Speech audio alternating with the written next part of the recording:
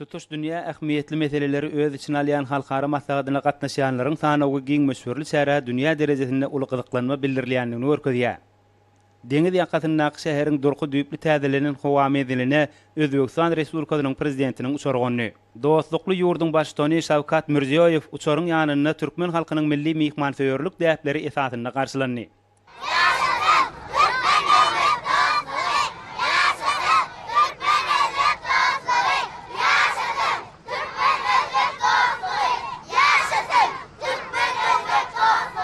Bellenilşýäli iki ýurdun we dogonluk halklaryň taryhy göz başyny asyrlaň jümbüşinden alyp gaýdýar.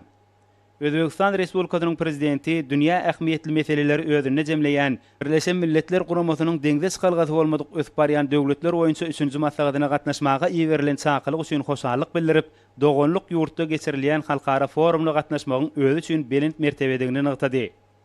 Özbegistan Respublikasynyň prezidenti we gahrman arkadagymyz birek-birege hoş niýetli arzulary aýdyp, iki ýurdun we halklaryň arasyndaky gatnaşyklaryň mundan beýlägem ösdüriljekdigine ynam bildirdiler. Şeýle-de taryhy ähmiýeti bolan halkara maslahatynyň oňa gatnaşyjy ýurtlaryň ykdysadyýetlerini bähwit getirjekdigine ynam bildirdi.